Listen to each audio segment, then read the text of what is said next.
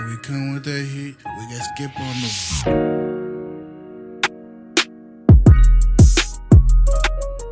Yeah, no team has won 3 straight Super Bowls, including the Kansas City Chiefs. Ain't no way Tate McRae and no one would have guessed the score correctly. This is going to be the most disgusting way to lose. Yeah. He has no more soul left to sell. Hey, 0-3. 0-3. Brady was in the press box. That man's soul was in the building. That was low-key a backhanded compliment. He's going to win it, especially if they can make the playoffs.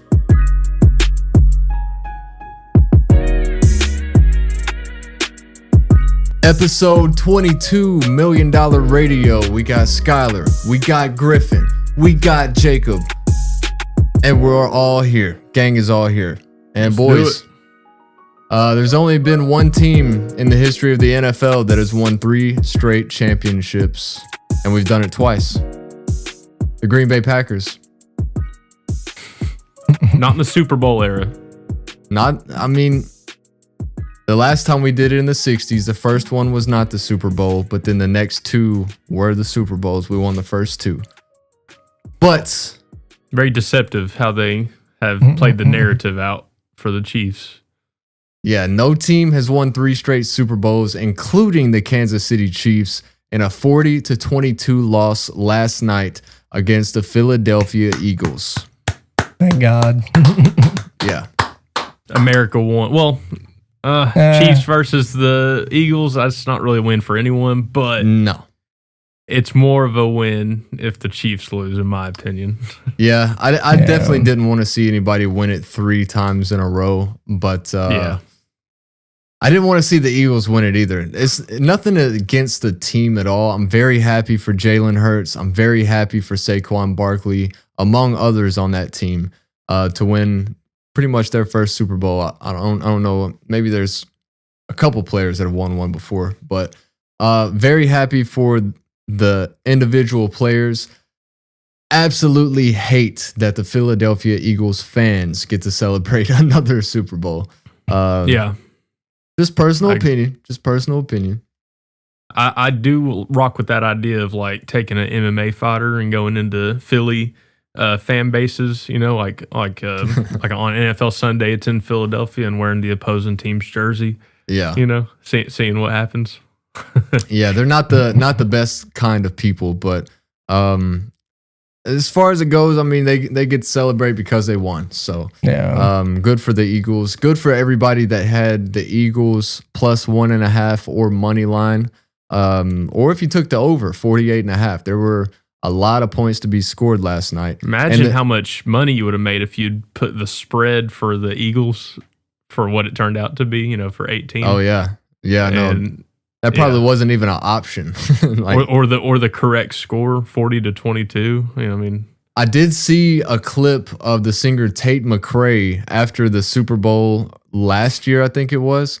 She said the Eagles are going to win. They're going to beat the Chiefs. And she said the correct score. And it was a year ago. She said that's AI, bro. No, it was an actual clip. She said 40-22. It was pretty impressive. Tate McRae did not say 42 or 40-22. She did. I will try to find the clip and post it right here. I think it's gonna be 70 and no. Okay, it's gonna be 40 and 22. Who's winning? Obviously Philly. But I did see that on X last night. AI is getting good, dude. I'm telling you. Maybe it was AI, but I don't think it was. Gotta be. Ain't no way Tate McRae and no one would have guessed the score correctly. Why would the Chiefs have 22 points? I don't know. She said it. Bullshit. She said it. But anyways, as far as that game goes, it started out as kind of a stalemate, if you will. The first touchdown came with about 6 minutes to go. The Eagles got set up with a big-time pass to Jahan Dotson down the sideline. Looked like he made it into the end zone at first, but obviously down a yard short of the goal line. But that set up Jalen Hurts with what everybody calls the tush push. Oh, yeah. No surprise that they were able to get the first touchdown that way. But yeah, honestly, the most shocking part was Saquon's non-rushing, but he did make up for it on the receiving end, in my opinion. Yeah, he definitely did. He had, I think, 50-something yards on the ground and another 40 through the air. But a couple big first downs came from Saquon Barkley that kept drives alive. The Eagles started out the game 7-0 and then had a couple chances early to kind of build on that lead. And I know Eagles fans were walking on eggshells for much of that first half because they kept getting the ball back, kept keeping the Chiefs off the board, but still not really taking advantage of that opportunity.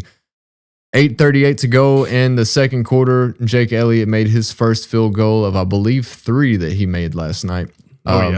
Extended the lead to double digits, but it wasn't until Cooper DeJean had a pick 6 on Patrick Mahomes.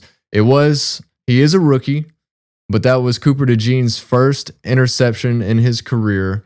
It went all the way for a touchdown in the Super Bowl against Patrick Mahomes, and yesterday was his birthday. So, man, that's an awesome stat to have. What a showing! Absolutely. I think on the thing you said about the kicker making 3, yes, statistically yes, but he hit like 6 when you factor in the penalties from the snap. I've never seen a snapper false start before. And also, Mike Pereira came on the broadcast and said that the Chiefs didn't even, break the neutral zone. The neutral zone, yes. They didn't break the neutral zone. It was not encroachment, but I didn't see how that was a possibility at all. There were a couple times last night. We hear all about the Chiefs and the referees and stuff. There were a couple times where they tried to bring Mike Pereira into the broadcast, and he just sounded so beside himself. Like he did not sound happy to be there, and that's something that I noticed at least. I don't know if y'all picked up on that at all. He sounded pretty upset after that freaking on the first drive. That the weakest offensive pass interference call I've ever seen in my life. Yeah, Tom Brady didn't like that. Hey, he didn't like the one that went against the Eagles in the first one, that was PI, and then he didn't like the other call. It was like it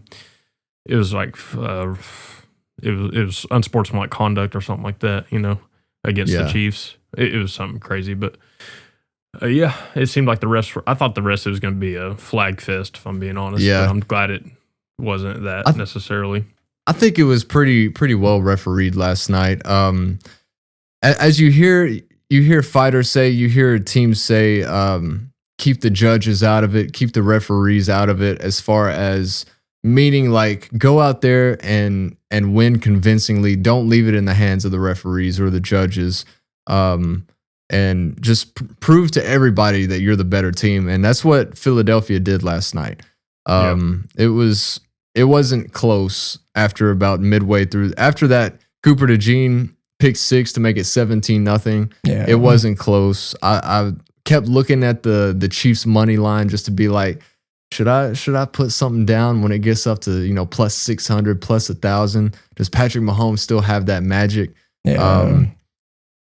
He ended up having a decent statistic type of game for Patrick Mahomes, over 250 yards passing, 3 touchdowns. Did have 2 interceptions that costed pretty much and a fumble, but costed pretty much the game. That second one, hit of the year on that fumble. Oh yeah, that looked pretty gross. But well, on that interception, that second interception, that dude reached out. It was like Dennis Rodman going for a loose ball. He was horizontal to the plane. It was crazy. The Eagles were up 17-0, and then right below the 2-minute warning, Zach Bond, middle linebacker for Philadelphia, picked the ball off at the 14-yard line of the Chiefs, which set up an easy touchdown out to A.J. Brown that made the score 24-0. Yeah. Because Cooper's pick 6 made it 17-0. Yeah. Yeah. So 2-play, 12-yard drive right before the half to make it 24-0. And, the Chiefs had something going a little bit later on in the game. Very happy to see DeAndre Hopkins find the end zone, not only for D-Hop. I do like DeAndre Hopkins as a receiver, but for my parlay last night.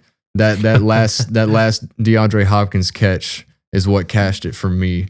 And well, you got lucky because that drop he had where he's wide open. Yeah, I know. That's what horrendous. I was saying last night too. This is going to be the most disgusting way to lose. Yeah. If DeAndre Hopkins does not get 2 catches and 12 yards because of that first drop. That's good. I would have been so mad. But yeah, Saquon was held. If anybody bet on Saquon last night, they probably lost their parlays. Not that he had a bad game or anything like that, but it just Jalen Hurts last night was the one that was winning the game from start to finish for the Philadelphia Eagles. Offensively, obviously the defense had a great deal to do with that win, but you can only give one MVP award. That is correct, and I don't think it should have gone to anybody other than Jalen Hurts. Really, I really like happy the whole defensive line though was incredible. And the biggest stat in that game that blew my mind was the fact that the Eagles never once blitzed that whole game. It was nothing but a 4-man rush, defensive line, causing havoc across that Kansas City offensive line. Had they been doing that throughout the season? Like I didn't ever see them. I mean, as they had the number one defense in the regular season. Okay, I didn't know that. But it didn't like jump to me. It didn't jump off the screen, kind of like how like a 2015 Denver Broncos did. You know, where it's just Von Miller just wreaking havoc over everyone. It seemed like just consistent, right? Yeah. Well, see, I feel like they don't have that, that definitive, Von Miller's a part of this defense, type of guy. It's just collectively as a group. It's a dream. And it's really good. It's all 3 levels too, from the line to the linebackers and the defensive backs. Yeah. Just a great game last night for Philadelphia's defense and a great season for the team overall. I will say, NFC Championship game next year, Philadelphia Eagles versus the Green Bay Packers. Dude, I like the prediction, but I want personally Detroit to be in there. No, they've been fumbling their opportunities, man. They've struck fool's gold the last couple years, and I did see something that I thought was pretty funny, is that the Lions and the Vikings hate the Packers so much that they just refuse to win a Lombardi trophy. I got a good kick out of that one. Yeah, I think the Packers have refused to win one as well when having Aaron Rodgers as your quarterback.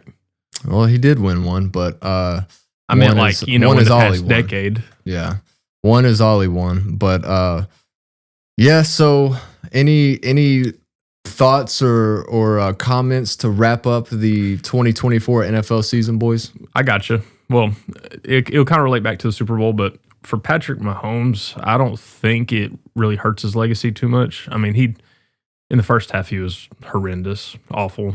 He looked like a shell of himself. Looked like he'd partied too much the night before. The whole Kansas City Chiefs looked like that. Well, see, the narrative now is that he's number 3.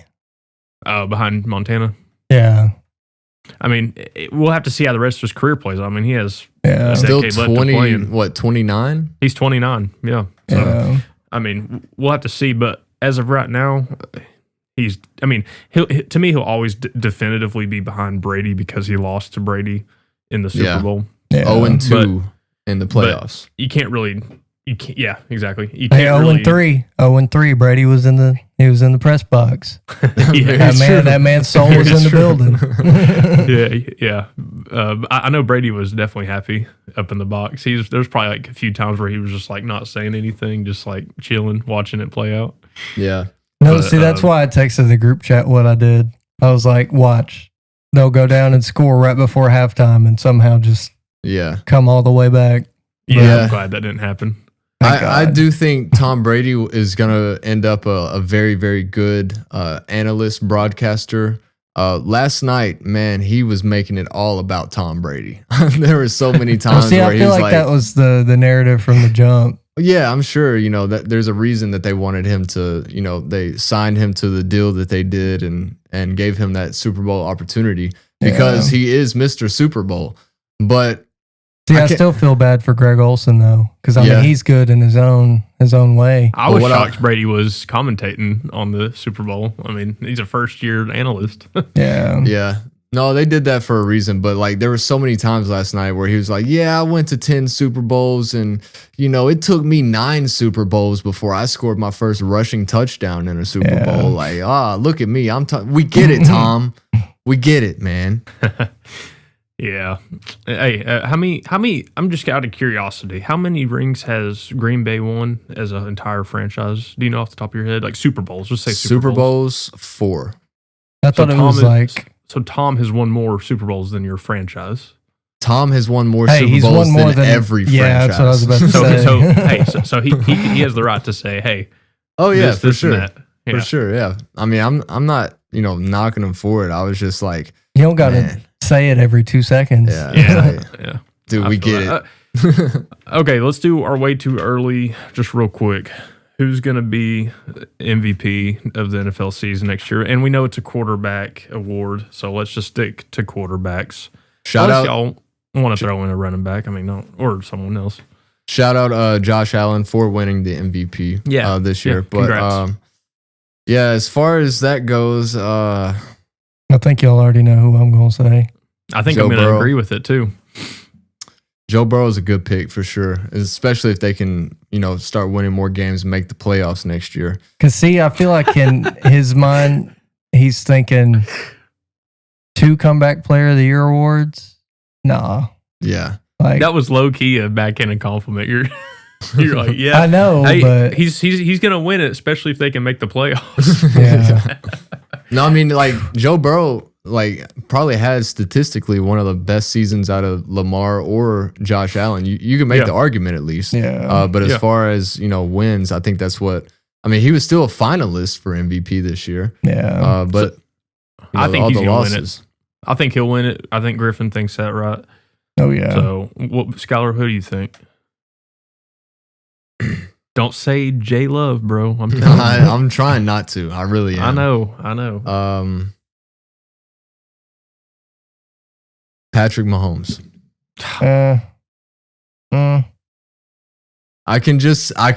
Hear me out.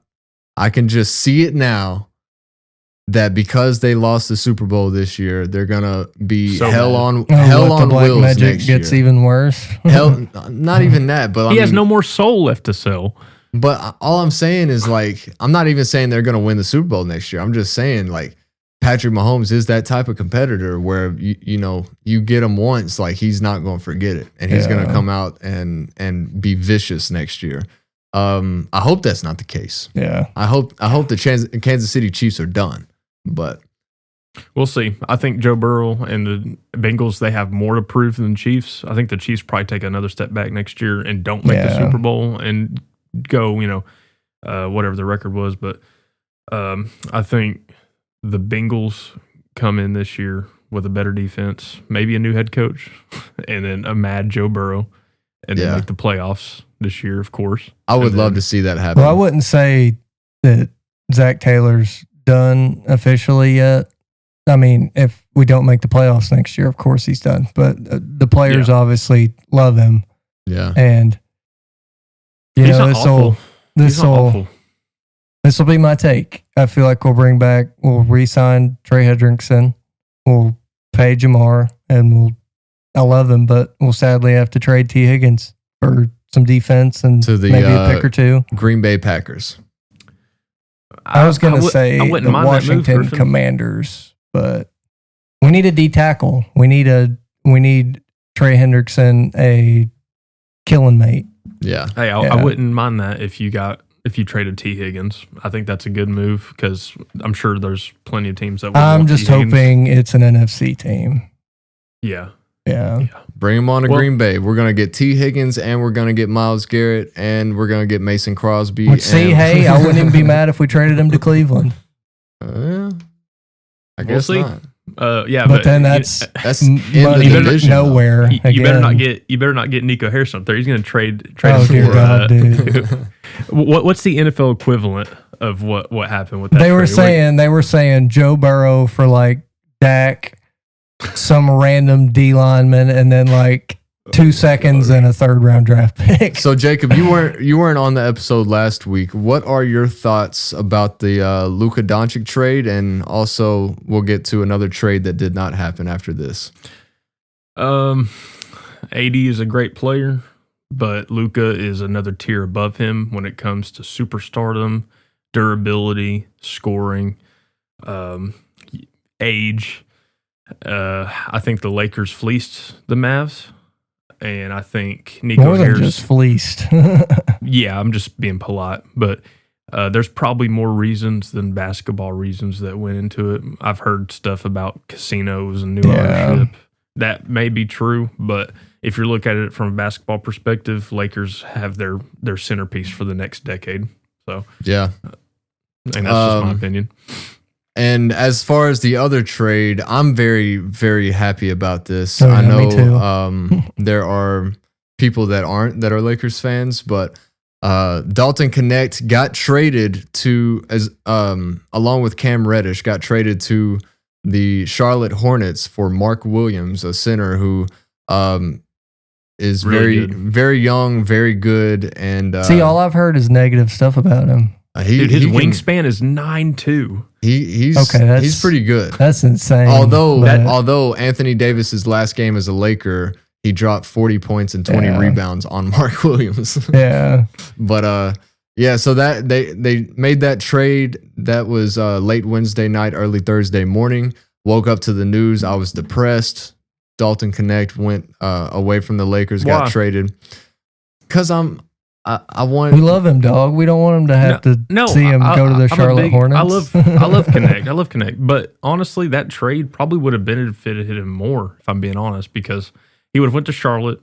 Big UT fandom over here would have traveled only like 4 hours to go see him. He would have had more marketing deals. He probably would have gotten more money. He would have had the green light more time to prove, more playing time, and where he could prove his worth a little more. And I mean, I don't know. I feel like he would have benefited more. But if they obviously are successful at the Lakers, then of course that's a win for him as well. No, I understand everything you're saying, but as selfish and biased as I am, I've never seen a player get drafted from the Volunteers to the not Green Bay Packers, but the LA Lakers. And so to see that happen over the summer, I was elated for Dalton to be a Laker for life. Oh yeah. And then it made me sad to see him go. Like, he didn't even last a full season in LA. But it would have benefited the Lakers as far as getting that centerpiece, no pun intended, for the team. But the trade was rescinded Saturday night because Mark Williams failed the physical. And doing a little looking into it that I did, I saw where he's very injury prone and has had an issue with his hip and his back maybe. And the Hornets might have known something that nobody else did about that. And they tried to make that trade happen, failed the physical with the Lakers. And so I think it was his foot and something with his back. But yeah. Sorry to cut you off, but if he is averaging 18 and 11 on one leg, imagine with 2 legs. Yeah. So it's like it makes me think of Christian Wood again, because it's like all those years he's on bad teams. You know, he's putting up 20 and 15, but it's empty stats. Yeah. As far as the Lakers go, you know, it kind of messes us up just a little bit because we were looking to get a center before the trade deadline on Thursday. And now that the trade was rescinded and the trade deadline is closed, there's no way to really go get somebody. Oh, yeah, I was going to say, even though, Ben Simmons being one of the top buyouts this year was diabolically insane. Yeah. He ain't worth a damn as a basketball player in the NBA. So who could they go get, Jacob? He signed with the Clippers, but I mean, I hate to say it, but you got JaVale McGee. You got Dwight Howard, which I don't know how unconditioned he is since he's been out of the NBA for a while and playing in Taiwan. There's another player. I'm gonna have to look up the buyout market, but those are the two that come off the top of my head.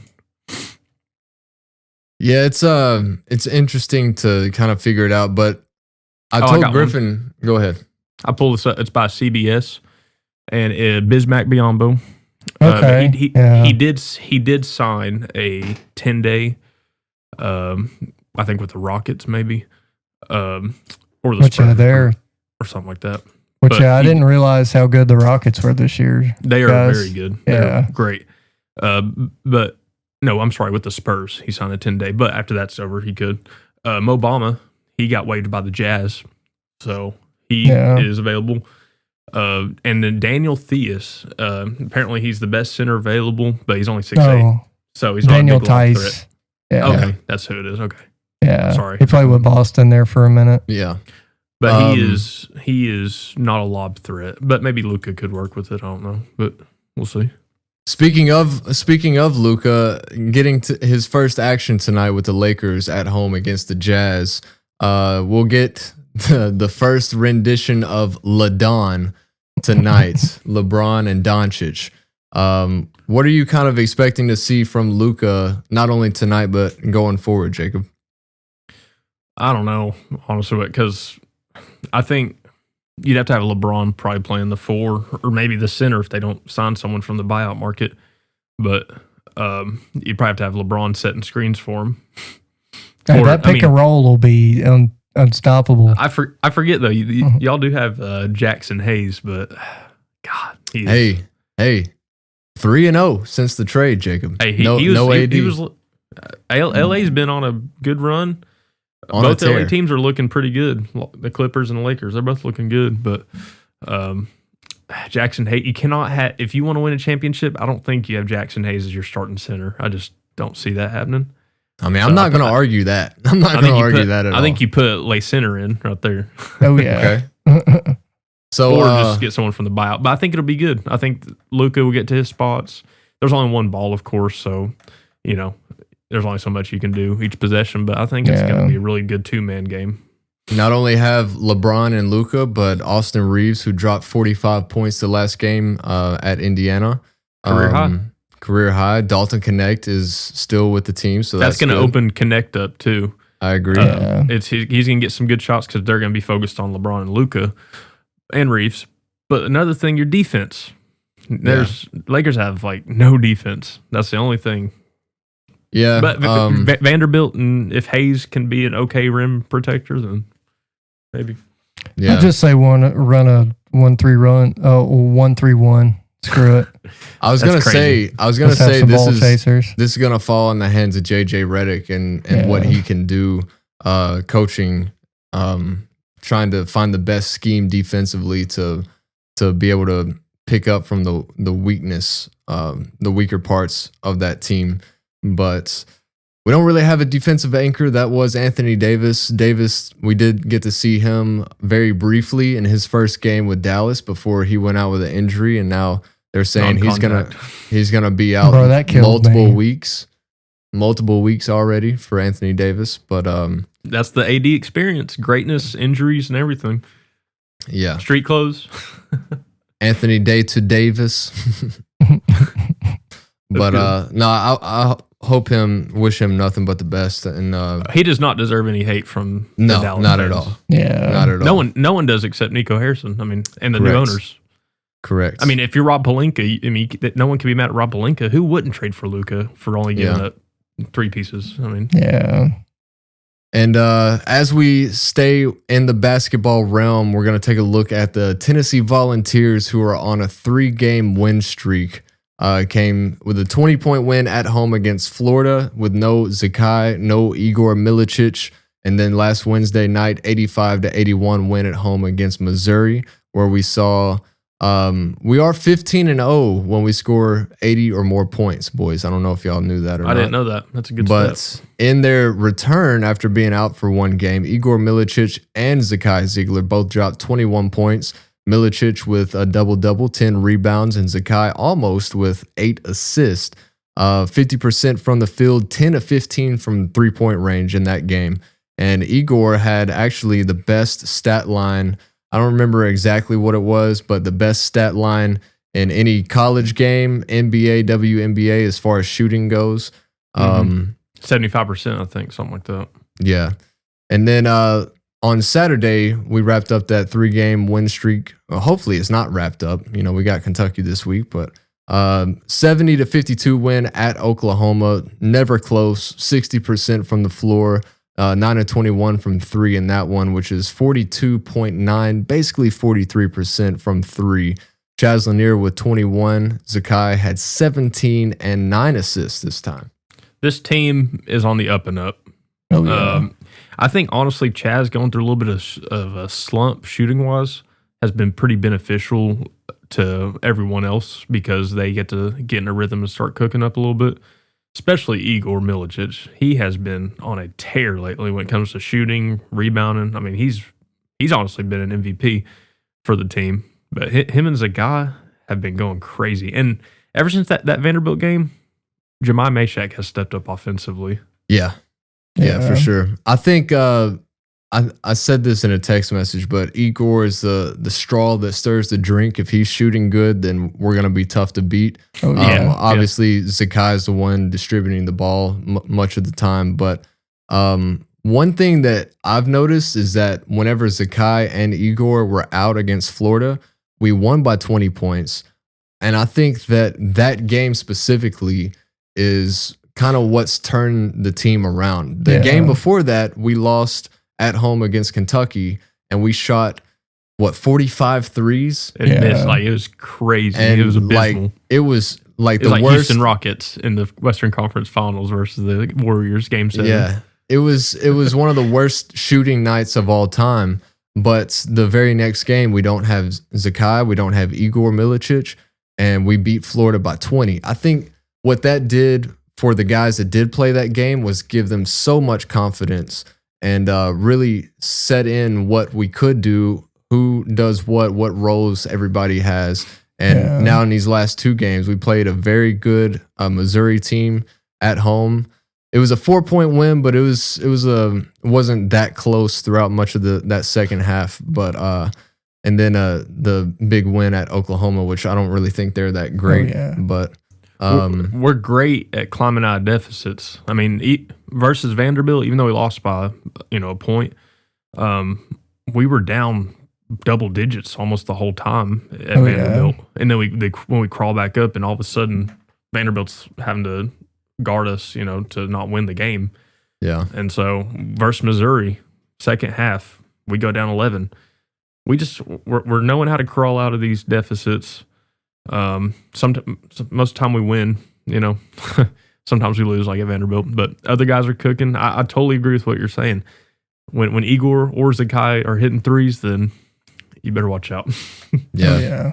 So we do have a game tomorrow night at Kentucky. And then Saturday we'll be at home against Vanderbilt. 2 games that we can get some get back. I mean, we got one against Florida, so hopefully we can Revenge go to Kentucky. Good stat. We've won 3 in a row at Rupp. Very true. Very true. Tomorrow's going to be 4. I'm hoping so. Let's do it, baby. Rick Barnes does. He coaches them very well at Kentucky. I'm trying to find the line, see if that was up, and it's not. I mean, Rick Barnes always is coaching good on the road. Even at Vanderbilt, you cannot coach Chaz Lanier missing a free throw. Yeah, you can't. There's nothing as a coach. If you're emphasizing free throws, which I feel like he probably does, then it's on Chaz to hit it. Your job is to set your players up in the best scenario possible that you can, and it seems like he's always doing that. Yeah. So, much love to Rick. All right, boys. Any thoughts, concerns, comments, or anything? There's not 4 teams better than Tennessee basketball. The new AP poll, I don't agree with. I don't think we should be number 1, but I don't think. See, the only team I'm worried about is Duke and Houston, because Houston's deadly shooting 3. Yeah, but we're really good defense. We saw Duke and Auburn both lose this past week, and Tennessee actually moves from 4 to 5. Yeah, that makes no sense. Auburn stays at number 1. Alabama moves up to number 2. Florida at 3. Duke at 4. and then Tennessee at 5 to round out top 5. But I think Auburn versus Alabama is this week, is it not? And when it is, it's going to be the first time AP number 1 and 2 have been in the SEC and they're facing off. Yeah. So interesting. That's gonna be a game to watch. Alabama's a really good basketball team. Yeah, they're really good. Most of the teams in the SEC this year are very good, but they're definitely on that tier above. I just don't get how Auburn gets their ass beat at home and they don't drop one spot. I thought Alabama for sure was going to be number 1. Yeah, I'm not sure. I wouldn't have seen them look for them to drop far from number 1, but yeah, that is kind of interesting. But we should be facing them in a few weeks, if I'm not mistaken. Yeah, maybe I believe it's March 2nd. Yeah, season's coming to a close pretty quickly. God, it's the worst. Hey, we're gonna have to cover some UFL. I need some football. Yeah. Hey, boys, 28 weeks away from week 0 college football. Start the countdown. Hey, I will say though, I know you two don't give a single crap, but the Daytona 500 is Sunday. Yeah. So, all right, guys, that's gonna do the podcast for today. There you go.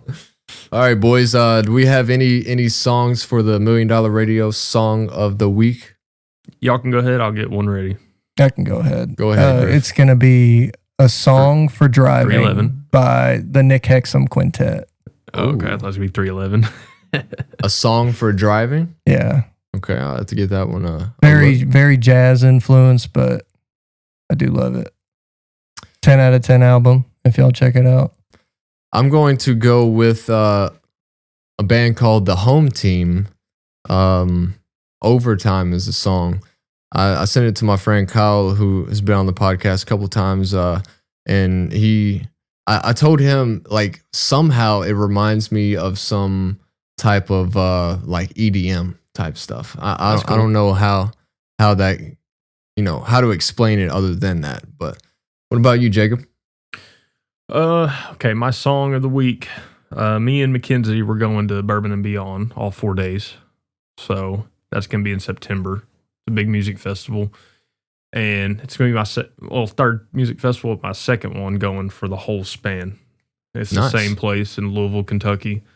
Louder Than Life was like a heavy metal one, and this is put on by the same person, but it's just Bourbon and Beyond. There's a bunch of bourbon and alcohol and liquor and all that stuff. Nice. So I'm going to go with a really popular song, not a deep cut, nothing crazy, but I get to see this band live, and I'm going to laugh at Griffin right now. Semi-Charm Kind of Life. Hey, I love Third Eye Blind. Nice. Yes, sir. They're playing there, and I'm really excited to Bro, I will say, listen to that. You're going to love it. Their old stuff, amazing, and their new stuff is slept on. Okay. I'm excited. Like, a lot of the artists I don't know necessarily, but